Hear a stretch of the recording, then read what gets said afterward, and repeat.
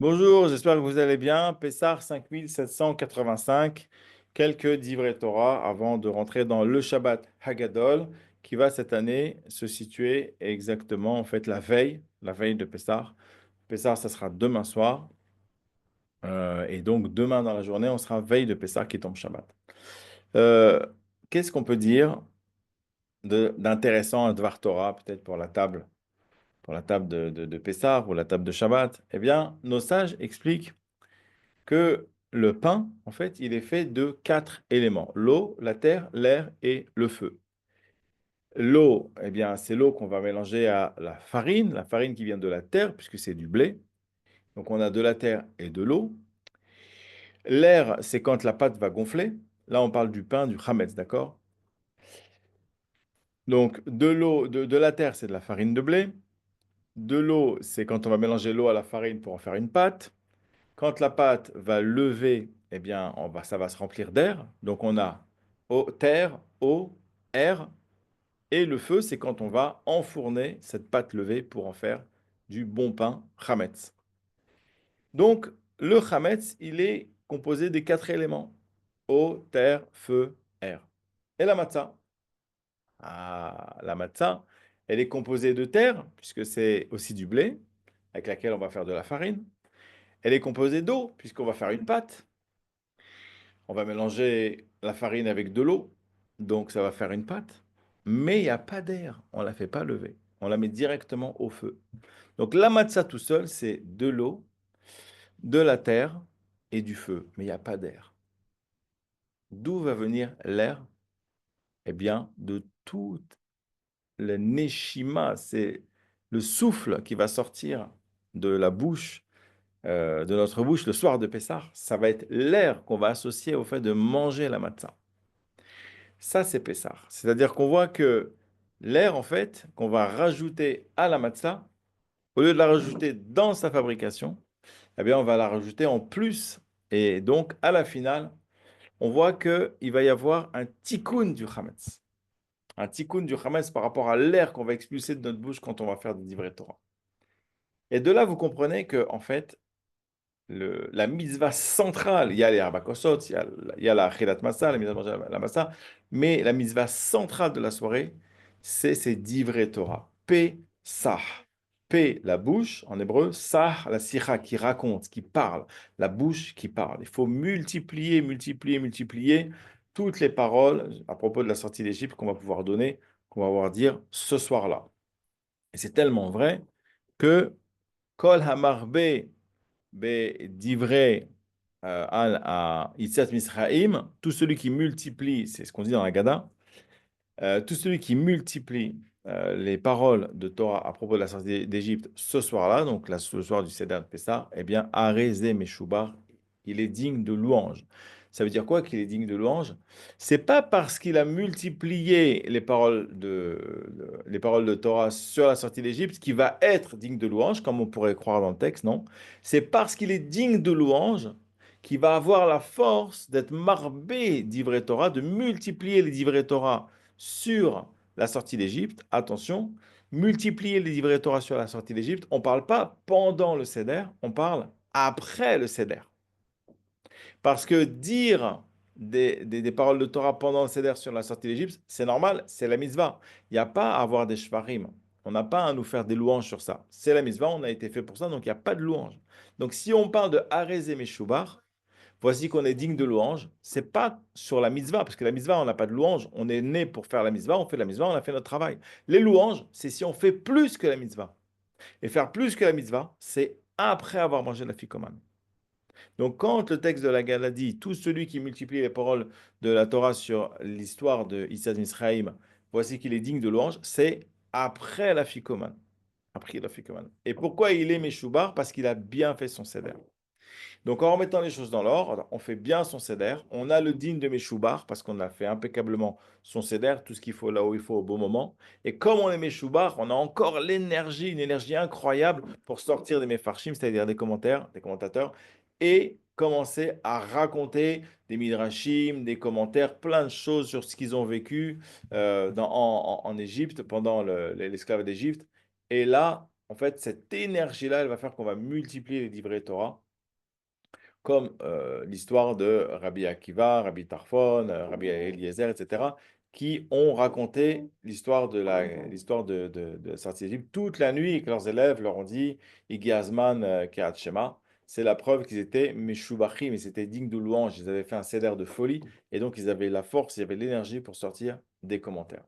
Ça, c'est une première chose qu'on pouvait voir ensemble sur ce céder. Donc, si vous voulez raconter aux enfants donc un Dvar Torah, ça peut être ça, ce qu'on vient de voir ensemble sur l'eau, la terre, l'air, le feu, dans le Chametz, alors que dans la Matzah, il manque de l'air, et justement, cet air-là, c'est l'air qui va sortir de la bouche des bénis Israël ce soir-là, qui vont raconter l'histoire de Misraïm, et c'est comme ça qu'on va faire le tikkun du Chametz, que le Chametz, une fois que l'air est enfermé dans le Chametz, il ne bouge plus, on ne peut pas le changer, c'est assou, il s'est fait, comme du niveau des saves, par exemple, c'est quelque chose qui est fait, qui n'est plus à faire, qui est fini, qui est finalisé.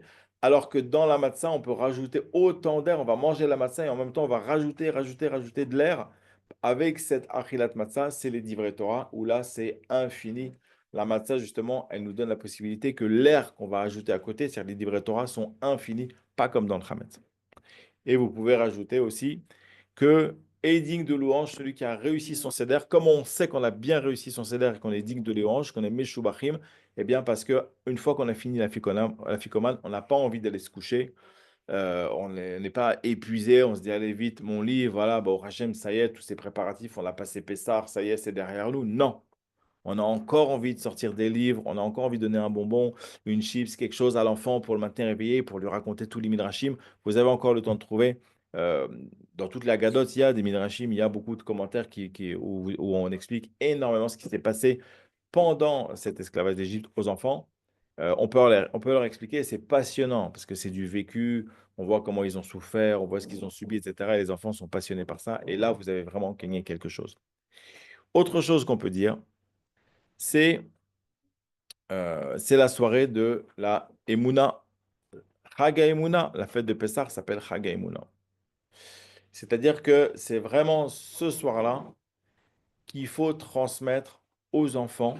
Quand j'entends enfants, ça peut être aussi des adultes qui ont un niveau d'enfant dans la religion. D'accord? Les enfants, c'est pas seulement les enfants parce qu'ils ont un petit corps et ils ont un petit âge. Non, vous avez des enfants de 42 ans qui sont encore des enfants dans la Torah. Ils viennent de naître. Et ils n'ont pas fait tchouva ou mal fait tchouva, ou ils n'ont pas envie, ils ne sont pas intéressés. Et donc, ils vont ressembler à un des quatre enfants qui sont expliqués dans la Haggadah. Donc, c'est la soirée où le papa, le Baal HaSeder, le maître du Seder de Pessah, celui qui va guider, qui va lire la Haggadah, qui va dire, bon, allez, on enlève la Kahara, on ramène la Kahara, on sert le premier verset. D'accord? Le Messader, celui qui fait le Seder, il doit comprendre qu'il a une responsabilité énorme de transmettre ce soir-là la Emouna. C'est quoi la Emouna qu'on va transmettre à Pessah? C'est que Ani Hashem Elokechem asher hotzeti etchem me'eretz Misraïm. Je suis Hashem, ton Dieu, qui t'a sorti d'Égypte. C'est-à-dire, moi, ton Dieu, je t'ai sorti d'un esclavage qui s'appelait l'esclavage d'Égypte, l'esclavage donc de Paro, en fait, on était esclave d'un homme.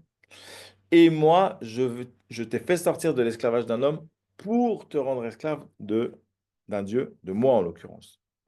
C'est-à-dire que il faut comprendre qu'on n'est pas sorti d'Égypte. D'abord, on est sorti d'Égypte. Hachem nous a sorti d'Égypte pour nous amener à recevoir la Torah.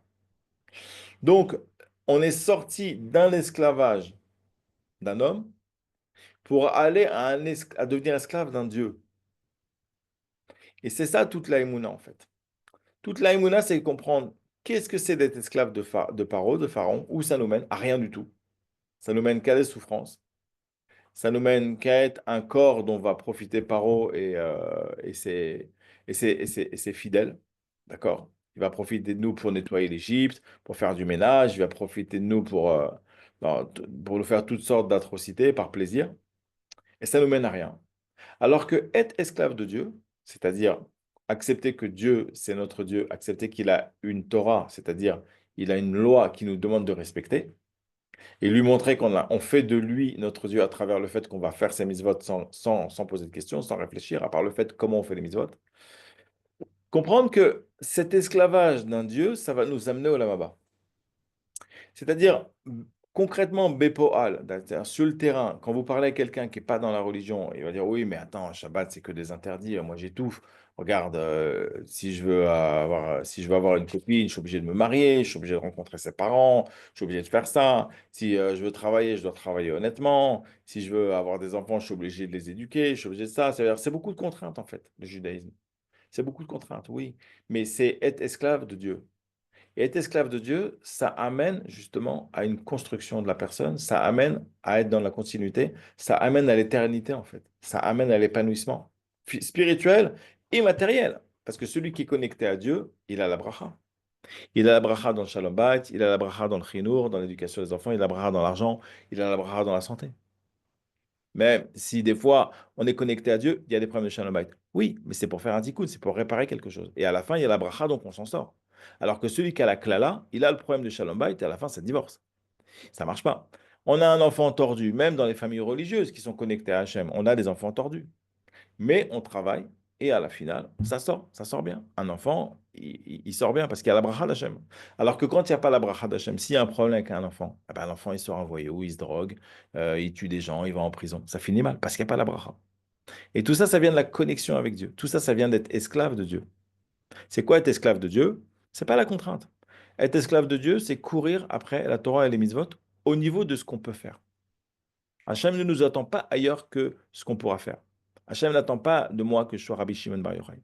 Si je peux l'être, alors il attend de moi que je le sois. Mais si je ne peux pas l'être, parce que je n'ai pas les outils, je n'ai pas la tête, je n'ai pas les connaissances, eh ben Hachem, il attendra de moi que je sois ce que je peux être à mon niveau avec ce que je connais.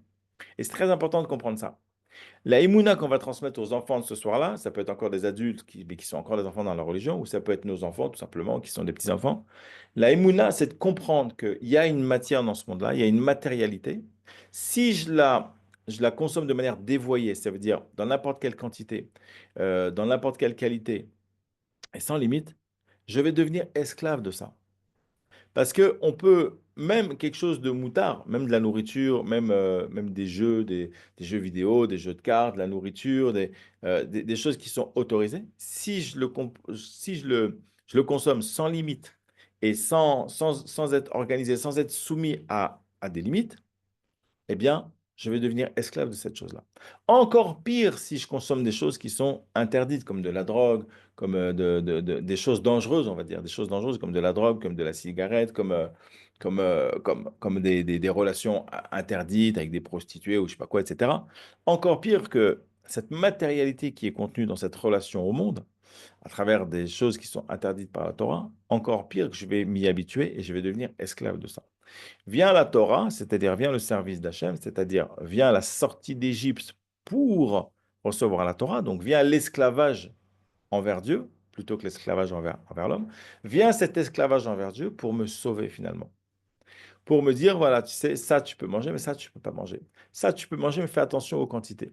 Ça tu peux consommer, mais c'est de cette manière-là, à ce moment-là, comme ça, et dans cette durée-là que tu peux le consommer. D'accord? Les femmes, par exemple. Les femmes, on peut tomber esclave des femmes. D'accord? Ou les films pas propres, tout ce domaine-là. On peut tomber esclave.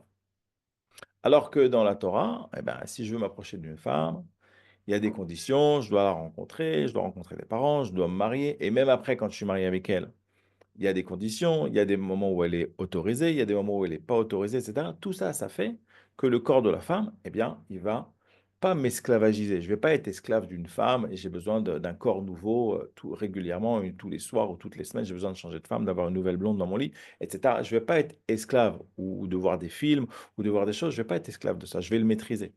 Et la manière dont je vais avoir une relation matérielle au corps de l'autre, donc la femme en l'occurrence, eh bien, ça va m'élever, ça va me permettre, au contraire, de devenir un homme, un vrai, parce que la relation au corps de la femme dans le judaïsme, elle impose le respect. Elle impose le respect, elle impose la bonté, le chesed. Elle impose beaucoup, beaucoup de choses qui font que je me construis, en fait. Je ne vais pas me détruire. Au contraire, si je prends le corps de la femme comme un frigidaire et je me sers de ce frigidaire quand je veux, où je veux, n'importe quand, et l'autre n'a rien à dire, donc, on est dans une relation hors Torah. À ce moment-là, je vais être esclave. Je fais, parce que la matière, la relation matérielle à la matière, elle est vide. Donc, comme elle crée le vide en moi, je me lasse. Comment on sait qu'on est vide par rapport à une relation? On est lassé. Pourtant, c'est une blonde, c'est ou une brune, ce que tu veux, mais elle est super mignonne, tout le monde la veut, etc. Moi, j'ai réussi à l'avoir. Et puis, au bout de 2 mois, 3 mois, un an, je suis lassé déjà. J'en veux une autre, qui sera à peu près le même modèle d'ailleurs. Mais je suis lassé, je me sens vide. Ouais, parce que tu t'es rempli de matière. Tu as eu une relation matérielle à la matière. Donc, tu t'es rempli de vide, puisque la matière est vide en soi. Si tu as une relation spirituelle à la matière, que ce soit la sexualité, que ce soit la nourriture, que ce soit les jeux, tu joues aux cartes avec des copains, bah, ça peut très bien se passer. Tu joues de manière limitée de temps en temps et tu kiffes. Ah, tu joues aux cartes, tu rentres toutes les nuits, tu joues ta chemise, tu as joué ton salaire, tu as tout joué, tu as tout perdu. Ah, mais tu as une relation matérielle au jeu, mon ami. Donc tu t'es vidé, tu es vide, tu rentres, tu es vide. Tu es vide d'argent, tu es vide de tout. Tu comprends ou pas? Et pareil avec l'argent. L'argent, il en faut pour vivre. C'est important, c'est normal, il y a des choses à payer. Avec l'argent, on peut faire des mises-votes, on peut acheter beaucoup de choses, on peut nourrir sa famille, acheter des vêtements à sa femme. Mais l'argent, si tu as une relation matérielle à l'argent, c'est quoi une relation matérielle à l'argent? Tu veux empiler. Tu veux empiler, tu veux des millions. Tu dis quand est-ce qu'on va faire le premier million d'euros? Quand est-ce qu'on y arrive? Donc tu fais de l'éducation financière, tu comprends que tu vas t'enrichir avec le levier d'emprunt par rapport aux banques, donc tu n'investis pas tant d'argent, tu fais des emprunts, etc. Oui, mais où tu vas avec ça? Tu sais où tu vas avec ça? Un jour, tu vas empiler parce que ça marche. Quand tu auras empilé, qu'est-ce qui va se passer? Tu vas attirer que des gratteurs, que des voleurs, que des relations superficielles avec ta femme et tes enfants. Tu vas attirer les impôts, les voyous, tout le monde va vouloir ton argent et finalement tu vas être tout seul avec ton argent. Tu vas être vide. Au contraire, si tu as compris que l'argent c'est un moyen de t'épanouir, de faire du bien autour de toi, eh ben, tu gagnes ce qu'il faut pour vivre une vie confortable. La Torah ne t'interdit pas d'avoir une vie confortable. Tu vis une vie confortable, tu vis bien, tu pars en vacances, tu t'achètes une belle voiture, tu achètes des beaux vêtements à tes enfants, à ta femme, des jeux, des trucs, des machins. Et puis ce que tu as en plus, quand on vient de te demander, ben, dans une certaine mesure, au lieu de sans arrêt être obsédé par les investissements que tu pourrais faire avec ce que tu as fait avec un don, ben non, tu fais un don, voilà. Maintenant, tu n'es pas obligé de donner tout. Il y a des limites, d'accord? Tu as le maaser, tu as 10%, tu as 20%. Après, bah, tu donnes déjà bien à une famille, tu sais que vraiment elle a besoin. Vraiment, lui, il est à la rue, il faut vraiment, je peux l'aider, etc. Maintenant, quand tu peux plus donner, bah, tu donnes que ce que tu peux. Tu donnes plus, c'est tout. Ça, je peux le donner, ça, je peux pas. Mais par contre, tu donnes de bon cœur. Tu n'as pas de regret. Tu comprends ou pas? Donc, ça veut dire que euh, vis confortable, gagne assez pour vivre confortablement. Si tu as de quoi donner, donne, ne regrette pas, mais ne commence pas à rentrer dans l'empilement. Et là, tu vas avoir une vie pleine. Tu vas avoir une vie pleine parce que comme tu as une relation spirituelle à ton argent, automatiquement, tu vas avoir la bracha. Donc, tu vas gagner vite, beaucoup, en peu de temps, assez pour vivre confortablement, pour donner, et tu vas avoir du temps pour vivre ta vie spirituelle, pour étudier, pour ton shalom bayit, pour tes enfants. Tout ça, c'est ce que tu dois transmettre le soir de Pessah. On doit sentir en toi, à travers tes vêtements, à travers ton visage, à travers tes paroles, à travers tout ce que tu vas dire, on doit sentir qu'en fait, tu es bien avec l'esclavage de Dieu. Ça veut dire faire les prières, c'est pas un problème. Faire les prières, c'est pas un problème. Tu as compris? La bracha, elle vient de la Hamida. C'est tout. Si tu as compris que toute la bracha, dans l'argent, dans la refoua, dans le chilo, dans tout, toute la bénédiction, elle va venir que tu fais une bonne Hamida. Eh bien, fais-la bien. Fais-la bien. Commence la tfila du matin à Vatit Pelechana. Arrête de commencer à Odou parce la tfila, c'est 4 mondes. Il y a tout un monde avant Odou. Il y a Vatit Pelechana, Korbanot. Tu les fais pas. Eh ben, il te manque un pied. Il te manque un pied. C'est comme si maintenant, tu veux, dans ton entreprise, tu veux investir, on peut faire un super coup et il te manque un partenaire. Ah mince, il n'est pas là, il est en vacances, il n'est pas là, il est injoignable. Ah ben, on ne peut pas faire le coup. On ne peut pas faire l'entrée en bourse, on peut pas investir dans ça, on ne peut pas gagner. Pourquoi? Il nous manque quelqu'un. Mais quand tu fais ta tefila, tu vas recevoir toute la bracha, d'accord? La tefila, c'est une montagne. Tu montes, d'accord? Différents mondes jusqu'à la Hamida. À la Hamida, tu te présentes à Hachem. Hachem te bénit. C'est la Birkat Kohanim. Et après, tu redescends. Et à Alelu Shabéar, tout le pactole, il tombe. Pour ça, il faut bien faire Alelu Shabéar. C'est mieux de le faire dans la synagogue. Tout le pactole, toute la bracha que tu as pris dans Birkat Kohanim de la Hamida, tu le prends. Donc, sois chacham. Fais les 4 mondes. Comment ça va-t-il pas? T'arrives pas? Vas-y doucement. Tu crois que moi, ça m'a mis 2 mois? Ça fait des années que je travaille. Pour depuis Vatil Palechana à Odoo, pour réussir à le faire en un quart d'heure, 20 minutes, ça prend des années à le faire. Mais au moins, tu le fais. Tu as toutes tes jambes pour avancer. Tu prends le pactole à la Hamida avec Birkat Kohanim. Donc, sois racham, cherche un minyan où il y a Birkat Kohanim. Cherche, débrouille-toi. Tu comprends ou pas? Et à Léon Shabéar, tu fais ta tefila. Pourquoi, à partir de Korbanot, Ataou Hachem, Elohim, etc., tu commences à mettre ton manteau, tu es à côté de la mezouza, la synagogue, tu attends, et hop, tu t'en vas avant à Léon Shabéar. Non, fais tous les Kadishim. Les Kadishim, c'est ce qui sépare les différents mondes. Donc fais les Kadish correctement, ne parle pas pendant Kadish. Et là, tu vas recevoir toute la bracha. Et après, le soir, fais une vite suivie, l'un de l'autre, ça te prend environ 40 minutes, d'accord? 40-50 minutes avec un petit limite de 10 minutes entre les deux. Et pareil, tu prends toutes les brachot. Une fois que tu as organisé, tu as fixé tes prières, mais tu vas avoir toute la bénédiction. Tu vas comprendre qu'à partir du moment, de la même manière que tu comprends que si tu sers ton patron comme il faut, il va te faire le chèque à la fin du mois. D'accord? Tu as déjà vu un mec, il te dit, voilà, bosse pour moi 8 heures par jour pendant 30 jours, je te donne 2 000 € ou 3 000 €. Tu as déjà vu à la fin, il te dit, non, tu as bien travaillé, mais je ne te paye pas. Ça n'existe pas. Le mec, tu l'amènes au prud'homme, il tombe tout de suite. Bah, Hachem, c'est pareil. Hachem, c'est pareil. Tu fais ton service comme il faut. Tu bosses pour Hachem. Si tu as compris qu'en bossant, en travaillant pour un boss, tu vas gagner l'argent que lui t'a promis, eh ben, toute la bénédiction qui s'appelle Siata Lishmaya. Siata Lishmaya, c'est l'aide du ciel. Tu vas réussir tout ce que tu entreprends, automatiquement. Automatique, c'est moi, voilà, je te le dis, je te le signe, je le vis, c'est du vécu. Automatiquement. Tu fais ton service, le service que tu sais que tu dois faire. Les tefilines, tu as compris qu'il faut les mettre, tu les mets. On ne parle pas pendant Kaddish, tu as compris? Tu ne parles pas pendant Kaddish. Tu mates pas des femmes à part ta femme, ne mate pas des femmes. Tu veux te marier, mate une femme, vois si elle est juive, fais un shido ou rencontre-la par sa famille. Mais t'es marié, voilà. Tu sais que la fille qu'il faut que tu regardes sur laquelle il faut que tu aies des sensations fortes dans le caleçon, c'est elle, c'est ta femme, c'est tout. Ça y est, tu as compris, arrête les guerres, arrête les milchamot. Il n'y a plus de guerre, c'est fini.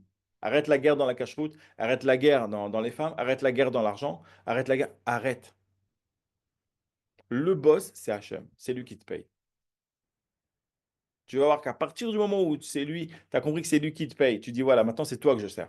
Qu'est-ce que je dois faire maintenant? Qu'est-ce que je sais que je dois faire? Je le fais bien. Il n'y a plus le milchama. Shachrit, tu te lèves, tu vas prier Béminan, tu mets tes tefilin. C'est fini. Mincha Arvit, tu as compris. Arrête de rater parce qu'il y a un client, parce qu'il y a une pause, parce qu'il y a le déjeuner. Stop. Tu as compris que tu dois le faire, fais-le. Kacher, tu dois manger, Kacher, c'est tout. Hachem, tu crois qu'il va pas t'aider si tu as un client qui est à 10 000 mais qui veut pas manger dans un truc cachère, dis-lui, moi, c'est ou dans un resto cachère ou on signe pas. On signe ou dans un resto cachère ou on signe pas. Le mec, il va se mettre à plat ventre. Il va dire, bien sûr qu'on signe parce que vous êtes un homme de conviction. Je sens que vous êtes droit et vrai et j'ai envie de signer avec vous. Le contraire. Tu as un patron qui veut pas te laisser partir tôt au Shabbat. Dis-lui, ou vous me laissez partir tôt parce que moi, Shabbat, c'est important. Et c'est comme ça que ça doit être. Ou alors, je continue pas avec vous. Le mec, s'il sent que tu es vrai, s'il sent que tu es entier, il va te laisser partir. Tu comprends? Donc ça, c'était la deuxième chose que je voulais dire. La troisième chose que je voulais vous dire,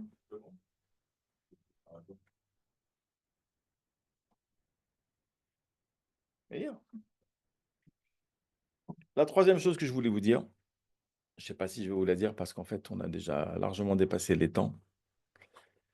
Euh, la troisième chose que je voulais vous dire, c'était que ce soir-là, vous allez recréer un serviteur.